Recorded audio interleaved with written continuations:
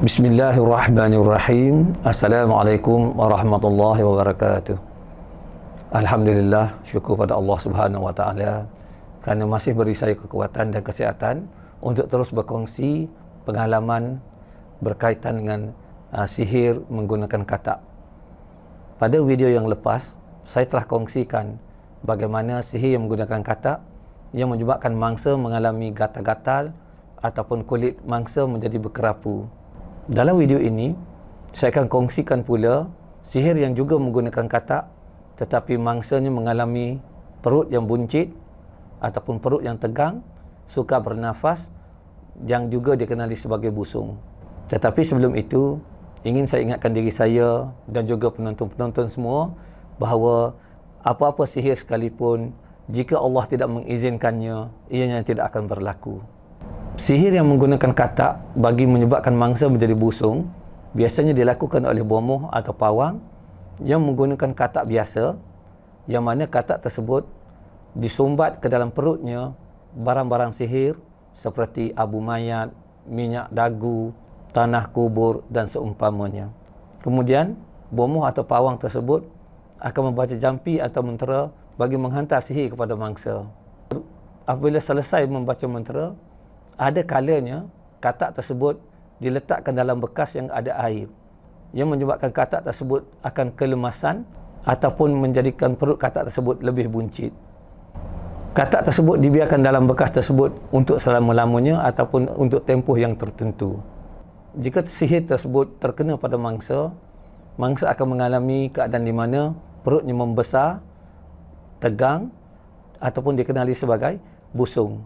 Dan ada kalanya selain daripada rasa perut yang tegang ataupun busung, pesakit juga mungkin mengalami keadaan di mana mereka merasa sejuk yang bersangatan ataupun merasa seperti kelemasan.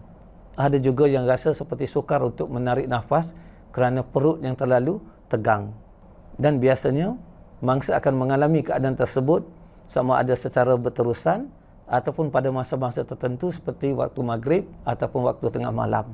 Dari pengalaman saya sebagai perawat, untuk merawat pesakit atau mangsa bagi sihir jenis ini adalah agak sukar kerana katak yang telah digunakan untuk sihir biasanya disimpan oleh pawang ataupun bomoh di rumah mereka ataupun di tempat mereka.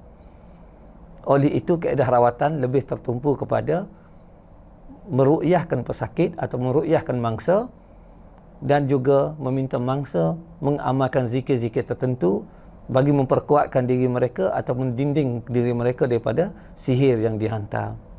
Antara amalan atau zikir yang boleh diamalkan oleh mangsa ialah seperti video yang pernah saya keluarkan sebelum ini yang bertajuk amalan atau zikir selepas solat fardu.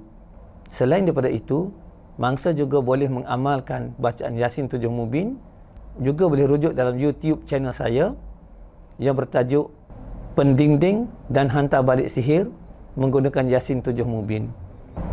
Untuk berkongsi pengalaman, terdapat beberapa mangsa yang telah pun mendapat rawatan yang mengamalkan Yasin 7 Mubin. Alhamdulillah, Allah telah beri mereka kesembuhan, tetapi memerlukan kesabaran dan masa untuk mengamalkannya kerana ia mengambil masa yang agak lama untuk disiapkan setiap kali dibaca. Di dalam video tersebut, saya terangkan langkah-langkah yang boleh diikuti oleh mangsa yang mana ianya amat mudah untuk dilakukan. Semoga video tersebut dan video ini memberi manfaat kepada tuan-puan semua. Jika tuan-puan mempunyai sebarang komen, pertanyaan, ingin berkongsi pengalaman, tuan-puan bolehlah type dalam ruangan komen dan berikan saya sedikit masa untuk memberi respon, insya-Allah. Jika tuan-puan berpendapat video ini bermanfaat, saya mohon tuan-puan tekan butang like dan share supaya ianya juga memberi manfaat kepada orang lain. Itu sahaja perkongsian saya pada kali ini.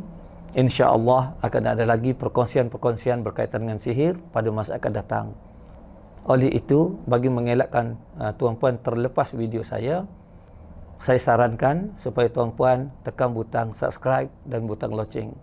Apabila ada video baru yang upload nanti, insya-Allah tuan-puan akan menerimanya. Sekian, Assalamualaikum warahmatullahi wabarakatuh.